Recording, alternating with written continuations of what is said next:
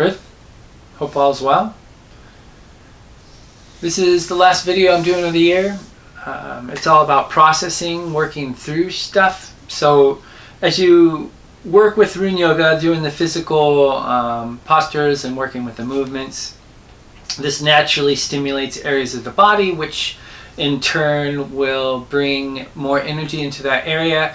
And so if you have physical issues or just energetic blocks, that could be memories or traumas or whatever, that has a tendency to basically awaken them.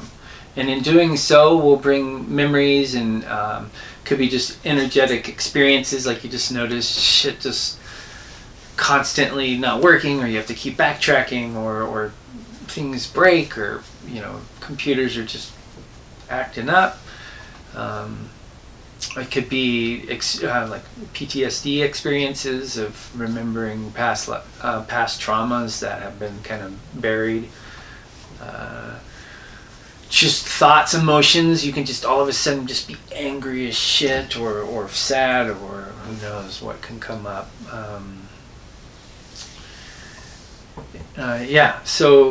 So that happens, and then of course as we start to develop ourselves and really digging into our psyche, then that adds a whole nother layer and depth to the stuff that comes up. And part of the process is processing through this stuff. If you don't process through it, shit can get really messed up, because we're already we live in our lives, and then we bring up all this other stuff that could really disrupt life, and that's going to happen no matter what. Like, that's the thing about working with any real system of development and of energetic work. It's gonna bring stuff up. It's just gonna happen, and you're gonna have to deal with it. And so on the personal level, working with processing through stuff, it's important to be present with whatever comes up, right? Don't try to fight it. Just be present with it, and allow it to really define itself, right? If it's a memory and a trauma, then to really give yourself a moment to be present with that, and with the experience and the feelings and everything that comes up, and then start to process it. So part of that could be just journaling and writing it out and really solidifying it, right? And then really getting a chance to have it clearly in front of you. And by doing that, it gives you power over it, because it's no longer this thing that keeps getting pushed under the surface, that like a rock deep in a river will affect the current. And depending on how close that comes to the surface, it will naturally create more and more turbulence. And that's kind of what happens. But then by doing that, we're able to break up that rock, and the currents let that flow. And that really, a lot of things happen when that happens. One, a sense of peace and relief, and a knot is, you can relax a little bit more. Not to say that life's all peachy and clean, but like, this thing has been broken up or dissolved, or however you energetically work with it. Another thing that happens is, all of a sudden we have more energy in our life, and this area, this block that was preventing the energy from what naturally flows through all things, has now opened up, and so now more energy is actually flowing through you. And that's exhibited by just having more stamina, having more energy, having more clarity, having more influence. I mean, it can manifest in a multitude of different ways, but it's something that you feel. You not only are you feeling a little lighter, and the energy that's naturally flowing through all things is flowing more freely and more in ourselves, but there's a sense of, in my experience, there's a sense of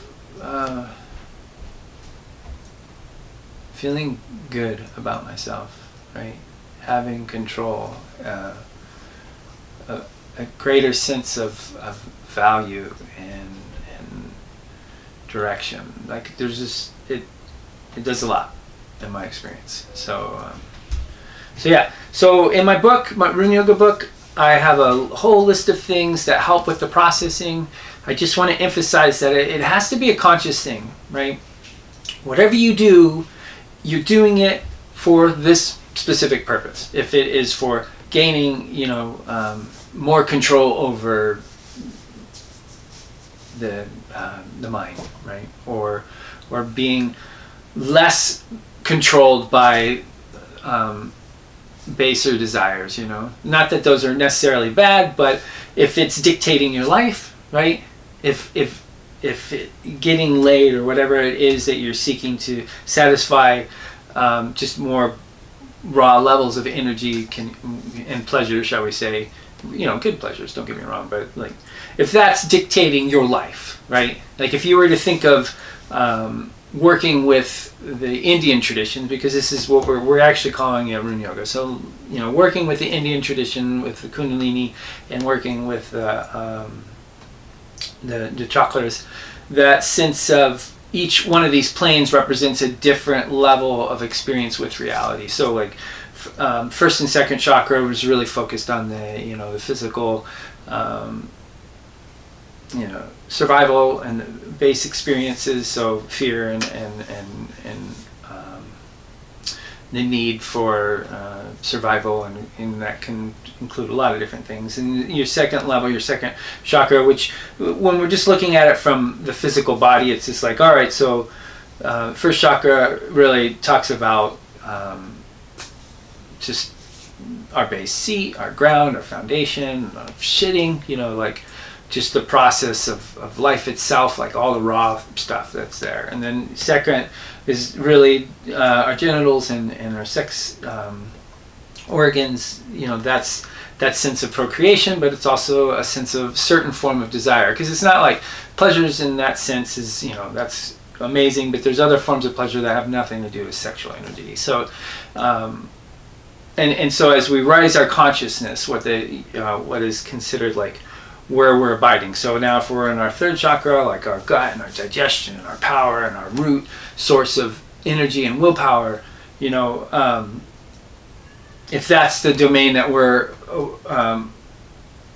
interacting with reality with, then we have that sense of power and the struggle and those things that come with it. And then if we come from the heart, our heart center, with love and compassion and a sense of balance, because it is all about, finding a balance. Like we're not trying to run away from the first and second chakra and third chakras. Like, no, we're actually trying to develop these domains are energetic and conscious, where we abide our base state. Like some people are just stuck in the survival sense, and they're just kind of like, the reality is from, shitting and eating and surviving, it's like base, or the people that are just kind of all about physical pleasures and satisfying those kind of needs. Like that is just the reality. That's where they kind of like reside in.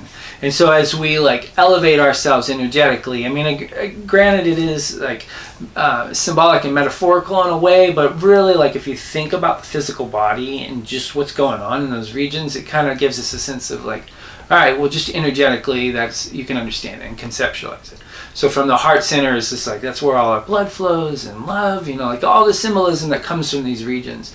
And then we elevate our energy up to our, our throat chakra, or just our voice and our truth and expression and the power of the word and defining it, utilizing the runic sounds and utilizing like just the root energy can ultimately, that's our expression, and that's our defining ourselves. And then in the mind, right? And for me, third eye, working in the mind's eye, is a way to do so much. And I talk about it throughout the series next year. And then just rising our energy to expand beyond our sense of self in this body and this matrix of energy, because we're so much more than just this. It just happens that we're solidified, and so consciousness is experienced in this way. But as we expand our energy outward, and go beyond the energetic shells of this being we experience. I mean, a lot. Just being in bliss, from the Eastern perspective is not a bad thing, right? But it's not the focal point in Rune Yoga. Really, Rune Yoga to me is not about this transcending of the self, but more of a solidification of it and an expansion of it to incorporate more and more and more.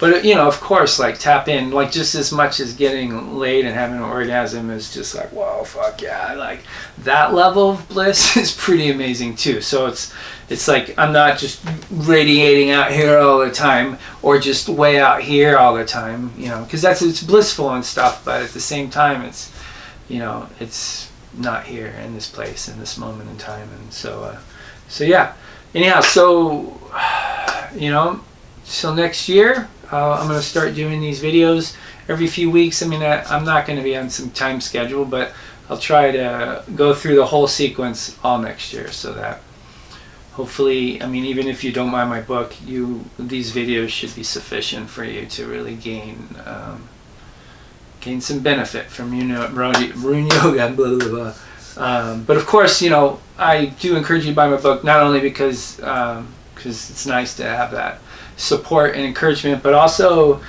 there's just a lot of good stuff that I've packed into it, and yeah, and I think it will help you even more. So anyhow, be well and be blessed until next year. I hope your year starts off in a powerful way, and yeah, till next video. Odin, Thor, Freyr, Freya, Sif, Frigga.